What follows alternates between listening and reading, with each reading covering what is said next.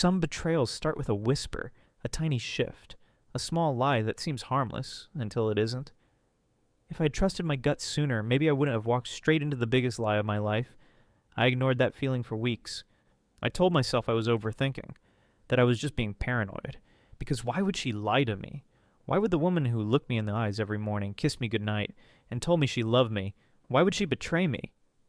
But the lies don't come all at once. They come in whispers and half-truths and excuses that sound just believable enough. I have to work late. It's just been a stressful week. You're imagining things. And for a while, I believed her. Until the night I tracked her phone. And suddenly the truth wasn't just a suspicion anymore. It was real. And it shattered everything. She wasn't at work. For weeks, Hannah worked late. Deadlines, she said. I wanted to believe her. But my gut told me something wasn't right. And now, staring at her location, a place she had no reason to be, my worst fears were confirmed. She was lying to me. And I was about to find out why. There was a time when Hannah was my whole world, and I was hers. At least that's what I believed. We used to be irreparable. She would send me cute morning texts telling me she loved me before I even got out of bed. She'd surprise me with my favorite coffee on stressful days, just because she wanted to make me smile. Our Friday nights were sacred, curled up on the couch, laughing over bad movies, stealing kisses between scenes. She made me feel like I was the only man she ever wanted. But that was the past. Now those morning texts were gone, replaced by silence until well into the afternoon.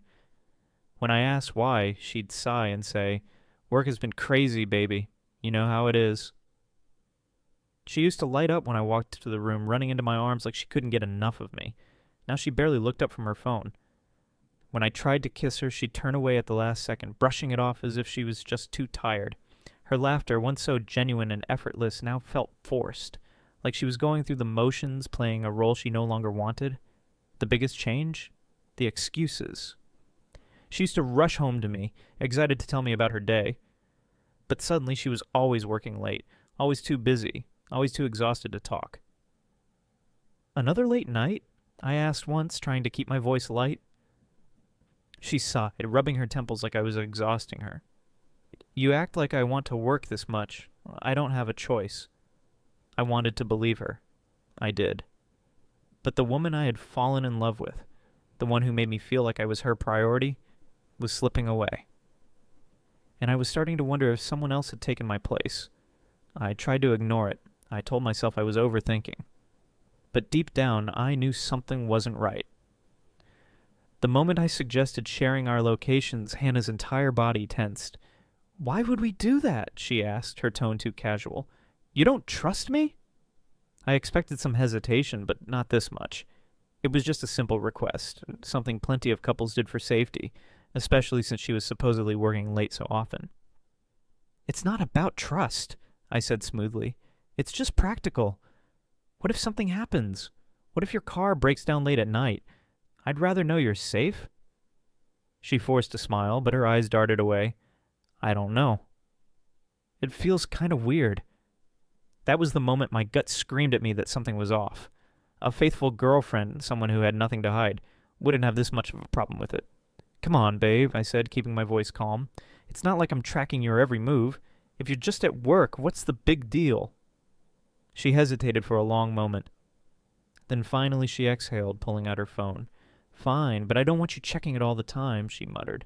"That would be kind of controlling." I played it cool, acting like I barely cared. "Of course," I said with a shrug. "It's just for emergencies." She bought it, but I knew better. She didn't agree because she wanted to. She agreed because she was afraid that saying no would make me even more suspicious. At first I didn't check the location much, just every now and then to reassure myself that she was where she said she was. And she was. Her location always showed her at work. Every time I checked, there she was, right in that same office building. Slowly, the guilt started creeping in. Had I become that guy? The jealous boyfriend doubting the woman he loved? Maybe she was just working hard. Maybe I was reading into things too much. I started telling myself to let it go, to stop checking. Then one night, everything changed. My phone buzzed. Just another notification, until I saw the words that made my stomach drop. Hannah has stopped sharing her location. My stomach turned to ice. She had never done that before, not once. I immediately called her. No answer. I texted, "Hey, where are you?" No reply. I sat there, my phone in my hand, my pulse pounding. She wasn't at work, and for the first time I knew, without a doubt, that she was hiding something. I got in my car and drove. My mind raced as I stared at the message. Hannah has stopped sharing her location. For weeks she had been letting me see her whereabouts, probably just to keep me from getting suspicious. But now, she had cut me off.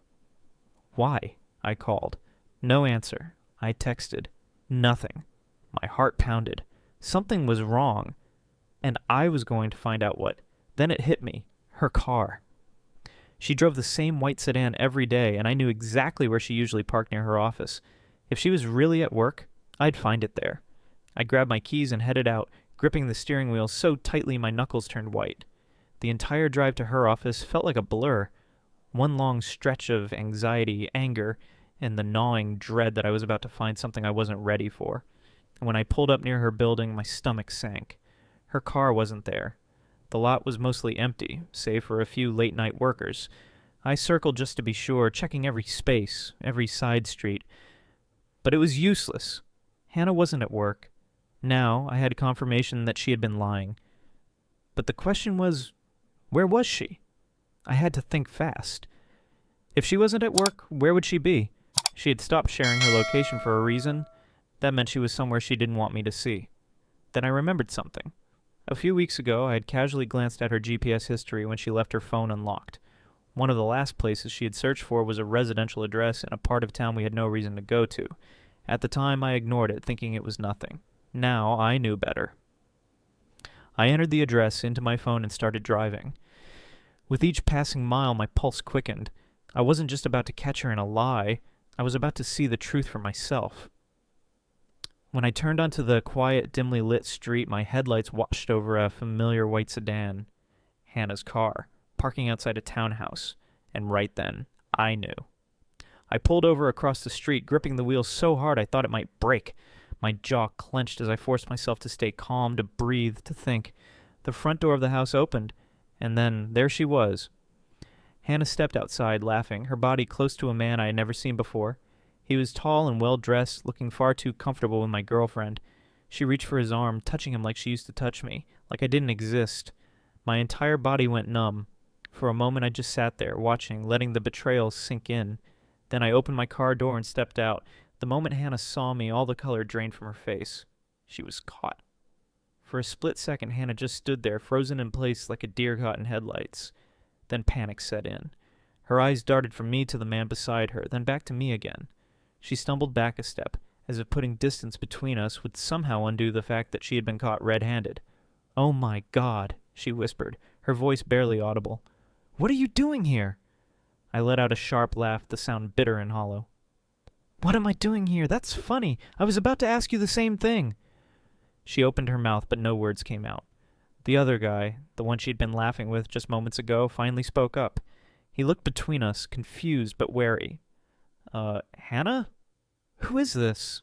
That's when she started panicking. She turned to him so fast it was almost desperate. "No one! He's no one!" she blurted out, her voice cracking. "No one?" After 4 years together, I was no one. A fresh wave of anger surged through me, but I forced myself to stay calm. I wasn't going to lose control. I wasn't going to let her twist this into something else. The guy frowned, clearly sensing that something wasn't adding up. His gaze flickered back to me. "Are you—" "Her boyfriend," I cut in, my voice sharp as a blade. At least I was. Before tonight. His face dropped. Hannah let out a strangled noise. "No, no, please!" She grabbed my arm, fingers digging in, desperate. "Just listen." I ripped my arm away. "Listen! You want me to listen?" "Hannah, I tracked your phone because I knew something was wrong. You turned off your location because you knew I'd find out. And now, here you are, sneaking out of some guy's house, touching him like I don't even exist." Her breathing was erratic now, her eyes wide with terror. "It's not what you think," she pleaded. "Then tell me, Hannah, what is it?" I snapped, stepping closer. Silence. She had nothing. Her lover stiffened, his face darkening. "Wait, what?" He turned to Hannah, voice sharp. You said you were single. I let out a sharp exhale. Of course she did. Hannah spun toward him, her panic shifting to him now. I I was going to tell you. I swear. He took a step back, shaking his head in disbelief. Unbelievable. She reached for him now, just as she had reached for me moments before. Please. I didn't mean for this to happen. He dodged her grasp, his face twisting in disgust. Are you kidding me? So what? Were you planning to keep us both? Or were you just waiting to see which one of us you liked better? Her face crumpled, her hands trembling. I made a mistake, okay?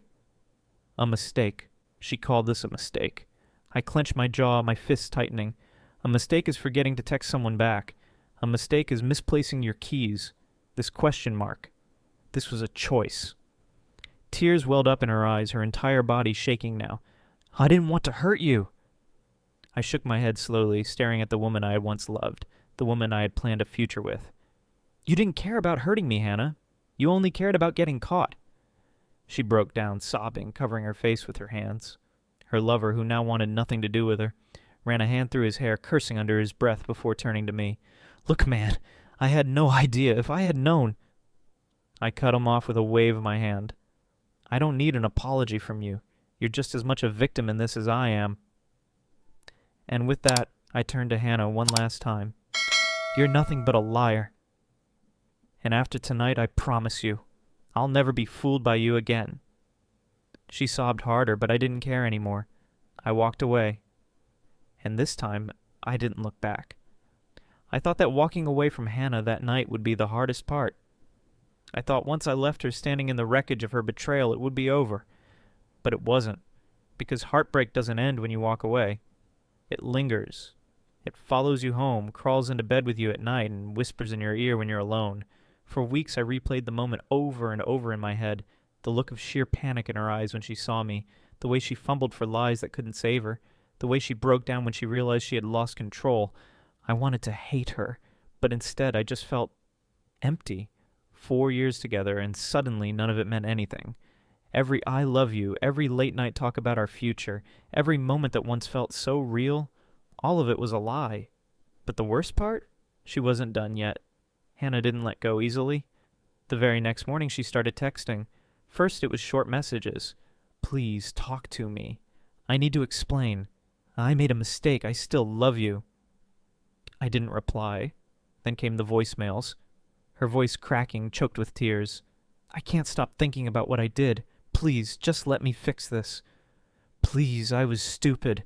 It was always you. Always. I know I don't deserve forgiveness, but I can't lose you. Please, just give me a chance to make it right. I deleted every message without listening to the end. Then she started showing up. At my apartment. At my workplace. Once she waited outside my gym, looking exhausted and miserable, her eyes puffy from crying. The moment she saw me, she ran up, grabbing my arm. Just talk to me, she begged, her voice barely above a whisper. I stared at her, this woman I had once given my whole heart to, and felt nothing. Why? I asked, my voice cold. So you can lie to me again? Her face crumpled. No, I swear, it didn't mean anything. I just got caught up in something stupid and I didn't know how to stop. I pulled my arm away. You knew exactly how to stop, Hannah. You just didn't want to. Tears streamed down her face, and for a moment I almost felt bad for her. Almost. But then I remembered. I remembered the night she looked me in the eye and told me she was working late. I remembered how she laughed with him like I didn't exist. I remembered how she called me no one when she got caught. And that's when I knew. There was nothing left to save. You didn't just cheat, Hannah, I said. You destroyed every bit of trust we had, and you can't fix that. She let out a broken sob. So that's it? You're just throwing us away? I exhaled sharply. No, Hannah, you threw us away the second you turned off your location and walked into his house. She broke down completely then, but I didn't stay to watch. I walked past her into the gym and didn't look back. That was the last time I saw her. Eventually, she stopped trying. Maybe she finally realized there was nothing left to say. And me? I healed. It took time, but I did. I stopped looking for closure because I realized I didn't need it. Some betrayals are too deep to fix. Some apologies come too late. And some people, they lose the best thing they ever had and never get it back. Betrayal doesn't just break your heart. It breaks reality. It makes you question everything, every memory, every promise. Was any of it real? Hannah didn't just cheat. She lied, over and over again. She made me feel like I was crazy for suspecting her. She gaslit me, turned my doubts against me, and made me feel guilty for even questioning her late nights and her sudden secrecy. And that's what cheaters do. They don't just betray you physically. They betray you emotionally and psychologically. They make you believe in something that is not real. And when they get caught, they don't feel sorry for what they did. They feel sorry that you found out. What was the biggest lesson I learned from this? If your gut tells you something is wrong, trust it. Someone who truly loves you won't make you doubt their loyalty. The real pain isn't the cheating, it's the deception. Some apologies come too late. The best revenge is walking away without looking back. If someone betrays you, don't waste your time trying to understand why. Don't try to fix what they broke. Don't stay in a relationship where you have to track their phone to find out the truth. Just walk away. She thought she was playing a game. She thought she had control. But in the end, the only person she fooled was herself.